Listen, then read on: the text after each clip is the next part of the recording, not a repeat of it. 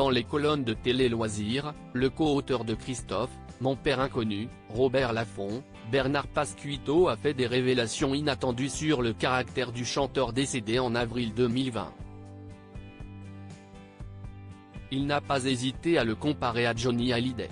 Plus de 3 ans après sa mort, Christophe refait parler de lui alors qu'il est le centre d'un livre intitulé Christophe, Mon père inconnu, Robert Laffont, coécrit par le biographe Bernard Pasquito et le fils que le chanteur n'a jamais reconnu, Romain Vidal. Dans les colonnes de Télé Loisirs, l'écrivain a fait des confidences inattendues sur le caractère de l'interprète d'Aline et des mots bleus. Il a expliqué qu'après des mois à se pencher sur la vie du chanteur, il n'avait pas réussi à résoudre un mystère. Pourquoi Christophe a-t-il décidé de ne pas reconnaître cet enfant? À partir du moment où Christophe dit à Michel Thor « Qu'est-ce que tu comptes faire?», cette dernière coupe les ponts dans sa tête et se jure de ne plus jamais lui parler de leur fils. On peut la comprendre dans la mesure où c'est un enfant qu'il réclamait, à l'origine. En fait, c'est un velléitaire, Christophe. Ainsi, il sous-entend que Christophe était quelqu'un de faible et il ne nie pas. Oui, Christophe était quelqu'un de très faible. C'est un peu comme Johnny Hallyday. Beaucoup de gens vous diront que personne ne lui faisait faire ce qu'il n'avait pas envie de faire.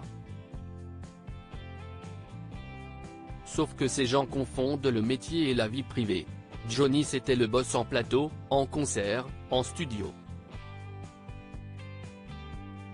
Mais il se cachait pour voir sa fille Laura. Pareil pour Christophe, avec son fils Romain, a ainsi lancé Bernard Pasquito sans prendre de gants. Christophe ne serait pas parvenu à s'imposer face à sa femme Véronique en plus du fait que le chanteur aurait été une personne faible, comme il le pense. Le biographe reste persuadé que sa femme, Véronique, n'a pas joué en faveur d'une rencontre entre son époux et son fils qu'il n'a pas reconnu.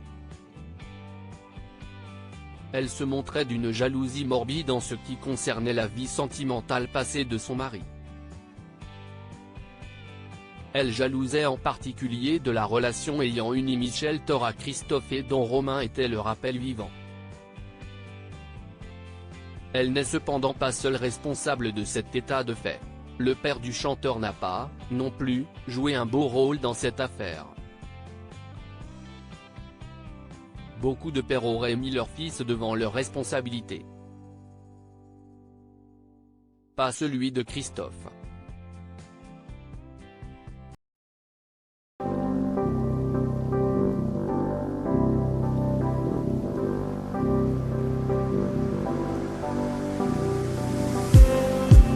Just need